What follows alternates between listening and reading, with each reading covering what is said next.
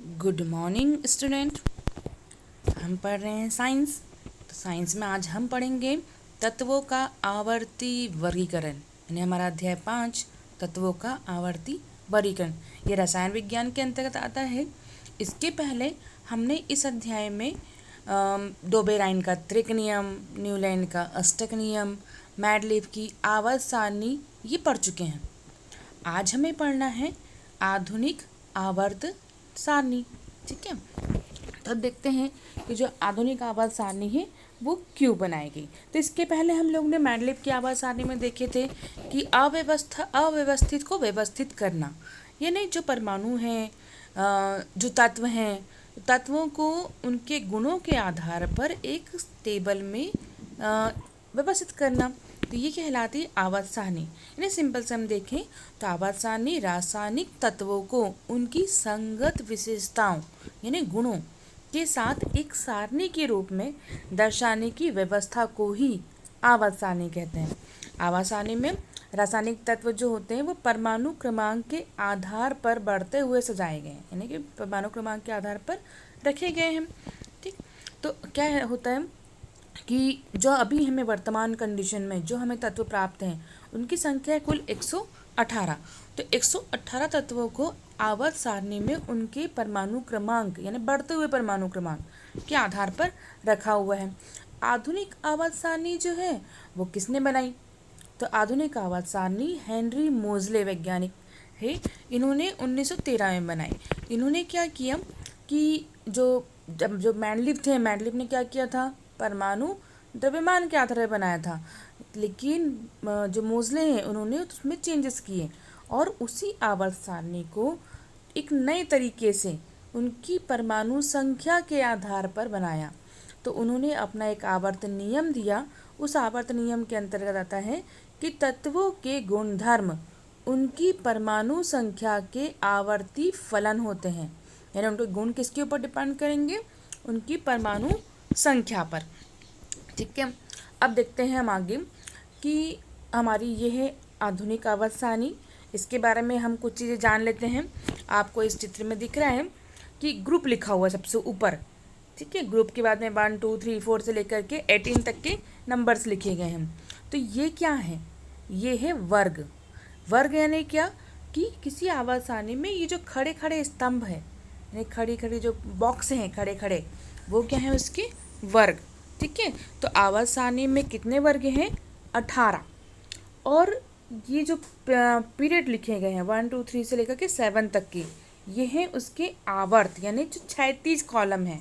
तो 36 को क्या कहते हैं हम? आवर्त। यानी यहाँ पे एक प्रश्न बनता है आपका कि आवर्त सारणी में कितने वर्ग होते हैं और कितने आवर्त होते हैं? तो 18 वर्ग और 7 आवर्त होते हैं।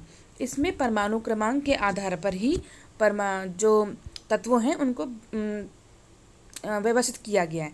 ऐसे आपको नंबर 1 में आप देखते हैं हाइड्रोजन लिखा हुआ है, H सिंबल लिखा है, तो H क्या है? हाइड्रोजन। अब ये H के ऊपर 1 लिखा है, तो 1 क्या है? उसका परमाणु क्रमांक। ठीक है, तो जो पहले वर्ग है उसमें या पहले जो आवर्त है, आवर्त हम देखें 36, तो पहले में क्या रखा है? इधर रखा है हाइड्रोजन और इस तरफ रखा हुआ है हीलियम। तो इसी प्रकार से परमाणु क्रमांक के आधार पर जो है वो उनको व्यवस्थित किया गया है। हम देख लेते हैं कि परमाणु क्रमांक के आधार पे मतलब परमाणु क्रमांक क्या होता है। तो किसी भी परमाणु में जो इलेक्ट्रॉनों की संख्या होती है या जो प्रोटॉनों की संख्या होती है वही कहलाता है उसका परमाणु क्रमांक। तो हम देख लेते हैं इस परमाणु आरेख में या परमाणु मॉडल में जो है वो इलेक्ट्रॉन कहाँ पाए जाते हैं।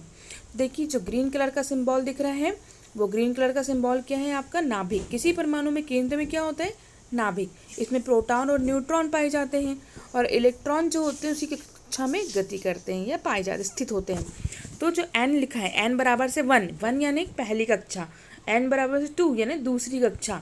ठीक है, और n बराबर से 3 यानी तीसरी कक्षा। तो ये जो है इनमें भरे होते हैं इलेक्ट्रॉन। तो n अब हम देख लेते हैं कि n यानी 1 यानी कितने इलेक्ट्रॉन। ठीक है, तो अब देखिए कि किसी आवर्त सारणी में जो तत्व होते हैं उसकी अधिकतम संख्या अपन देखते हैं कि किस प्रकार से हो सकती है। तो उसकी अधिकतम संख्या जो होगी वो किसके ऊपर डिपेंड होगी, उसकी कक्षा में अधिकतम इलेक्ट्रॉन की संख्या पर। यानी जितने अधिक इलेक्ट्रॉन होंगे उसकी जो कक्षा होगी वो अलग होगी, उसके जो स्थान होगा वो एक अलग होगा। देख लेते हैं हम कैसे। जैसे फॉर एग्जाम्पल हमारे पास n जो है वो कक्षा है, हमने अभी जस्ट देखा इसमें, है ना, कि हमारी n क्या है, कक्षा है। तो n बराबर से अगर हम 1 रखते हैं मतलब पहली कक्षा, दूसरा रखते हैं दूसरी कक्षा, है ना। तो अब हम देख लेते हैं किस प्रकार से इलेक्ट्रॉन आते हैं।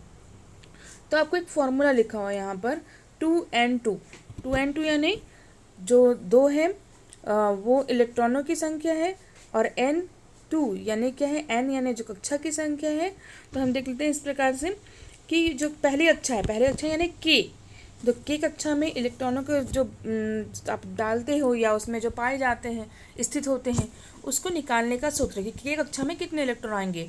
तो 2 इंटू एन की जगह हम 1 रख देंगे। 1 क्यों, क्योंकि पहली कक्षा है ये, और उसके मल्टीप्लिकेशन में 2, तो हम इंटू करेंगे तो क्या हो जाएगा इसमें, 2n स्क्वायर है वो, ठीक है, 2n स्क्वायर।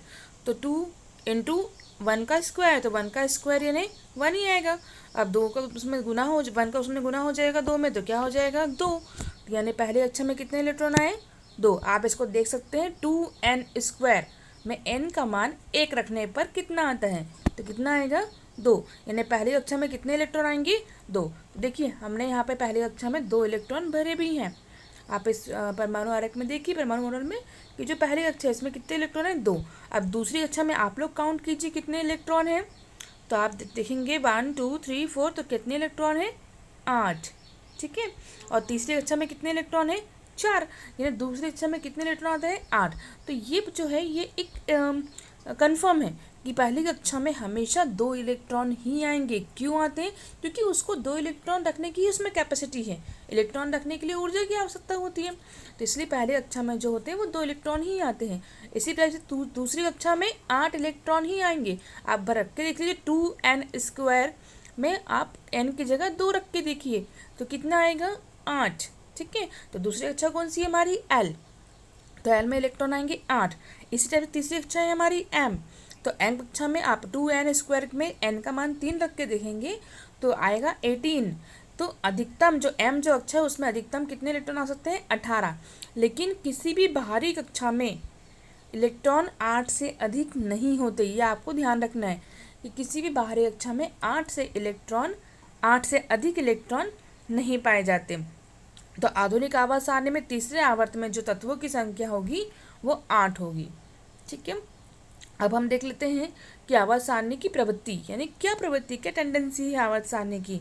तो आप इसमें देखेंगे कि जैसे हम ये आपको एरो के चिन्ह दिए गए हैं, तो एरो के चिन्ह में क्या हो रहा है कि जैसे पहला पॉइंट तो आपको लिखा है एटॉमिक साइज डिक्रीज, यानी जब आप हाइड्रोजन से आगे बढ़ते हैं 36 गति में तो क्या होगा, जो परमाणु का आकार होगा वो छोटा होगा। इसी टाइप से जब आप ऊपर से नीचे आते हैं वर्ग में तब भी परमाणु का आकार कैसा हो, तब परमाणु का आकार कैसा होगा, बड़ा होगा। क्यों होता है ये, इलेक्ट्रॉनों की संख्या बढ़ती है इसीलिए, ठीक। अब देख लेते हैं हम कि आगे हमें क्या देखना है कि जो संयोजी इलेक्ट्रॉन होते हैं वो क्या हैं या संयोजकता क्या होती है। तो किसी भी परमाणु में जो बाहरी कक्षा होती है उस बाहरी कक्षा में जितने इलेक्ट्रॉन होते हैं वो कहलाएंगे उसके संयोजी इलेक्ट्रॉन। और उसका अष्टक पूरा करने के लिए, अष्टक पूरा करना यानी उसको कंप्लीट 8 करने के लिए जितने और अधिक इलेक्ट्रॉन की आवश्यकता है वो कहलाती है उसकी संयोजकता।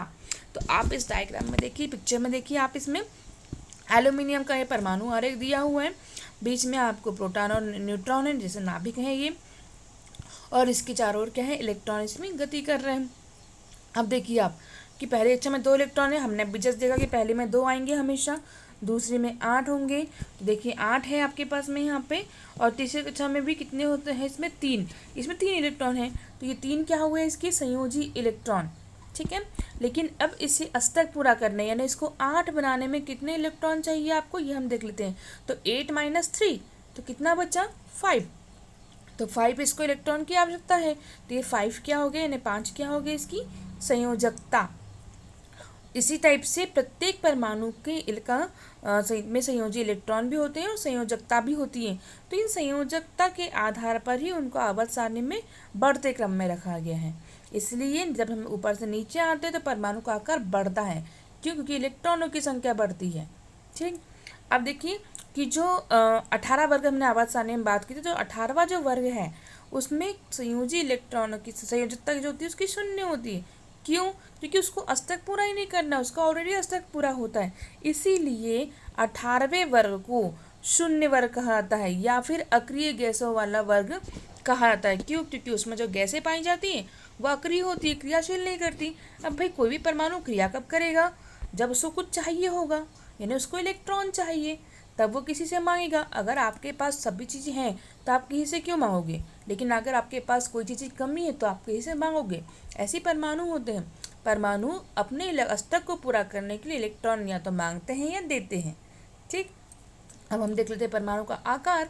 तो परमाणु का आकार जो होता है वो उसकी परमाणु की त्रिज्या पर आता है। त्रिज्या, आप जैसे परमाणु गोलाकार है, आपने किसी वृत्त देखा है, वृत्त की त्रिज्या होती है। अगर त्रिज्या बढ़ाओगे तो वृत्त का साइज भी बढ़ेगा, त्रिज्या कम करोगे तो वृत्त का साइज भी कम होगा, है ना। तो किसी भी आवर्त सारणी में हम ऊपर से अगर नीचे आते तो परमाणु का आकार बढ़ता है, भी हमने जस्ट सीखा था। और हम यदि साइड में जाएं, क्षैतिज में जाएं, यानी बाएं से दाएं की ओर जाएं, हाइड्रोजन से हीलियम की ओर जाएं, तो क्या होगा? परमाणु का आकार घटता है। यानी ऊपर से नीचे आने पर परमाणु का आकार बढ़ेगा और बाएं से दाएं जाने पर परमाणु का आकार घटता है। अब क्यों घटेगा? क्योंकि ऊपर से नीचे आने पर परमाणु में इलेक्ट्रॉनों की संख्या बढ़ रही है, इसलिए आकार बढ़ रहे हैं। और जब आप बाएं से दाएं की ओर जाते हैं तब भी इलेक्ट्रॉन तो बढ़ते हैं, लेकिन क्या होगा? साथ में प्रोटॉनों की संख्या भी बढ़ती है। प्रोटॉनों की संख्या बढ़ती है तो जो केंद्र होगा, केंद्र में अधिक आवेश होगा, ठीक है, तो वो इलेक्ट्रॉनों खींच करके रखेगा, इसलिए परमाणु का आकार घटता है। अगला हम देखते हैं कि धात्विक और अधात्विक। धात्विक और अधात्विक यानी क्या होते हैं कि धात्विक गुण और अधातुएं, धातुएं और अधातुएं। तो आधुनिक आवर्त सारणी में बाएं से दाएं जाने पर तत्वों के धात्विक गुण घटते हैं, यानी धातु तत्व जो होते हैं वो धातुएं नहीं होती हैं। लेकिन यदि हम आवर्त सारणी में इसलिए आवर्त सारणी में दाईं तरफ क्या रखा गया है? अधातुओं को रखा गया है, और बाईं तरफ क्या रखा गया है? धातुओं को। यानी हम बाएं से दाएं जाएं, यानी आप इस आवर्त सारणी देखिए कि हम यदि हाइड्रोजन से हीलियम की ओर जाएं तो लिथियम बेरिलियम किसकी ओर से, हम यदि बोरान कार्बन नाइट्रोजन इसकी तरफ जाएं तो क्या होगा? धात्विक गुण कैसा होगा? घटेगा। ठीक, अब हम देख लेते हैं कि विद्युत धनात्मकता और विद्युत ऋणात्मकता क्या होती है। तो धनात्मकता यानी क्या होगा कि जब कोई परमाणु इलेक्ट्रॉन खोएगा या दान करेगा तो क्या कहलाएगा? वो विद्युत धनात्मक। ठीक है, जैसे आप देखते हैं कि जो धनी व्यक्ति होता है वही दान करता है, तो इलेक्ट्रॉन जो होगा धन आवेश हो जाएगा उसके, सॉरी, परमाणु के ऊपर कौन सा आवेश रहेगा? धन आवेश। क्यों? क्योंकि उसने इलेक्ट्रॉन दिया है, तो जो देगा उसको विद्युत धनात्मक कहलाएंगे।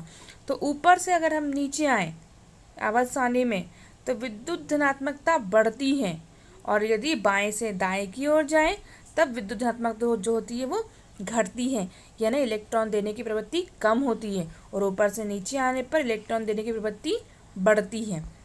इसी टाइप से विद्युत ऋणात्मकता होता है कि जो किसी परमाणु से इलेक्ट्रॉन ग्रहण करेगा वो क्या होगा? विद्युत ऋणात्मक तत्व। तो उसी इसमें भी वही है कि आवर्त सारणी में यदि हम बाएं से दाएं जाएं तो विद्युत ऋणात्मकता बढ़ती है, और यदि ऊपर से नीचे आए तो विद्युत ऋणात्मकता घटती है। ठीक है, और इसी के ऊपर डिपेंड करते हैं धातु और अधातु भी।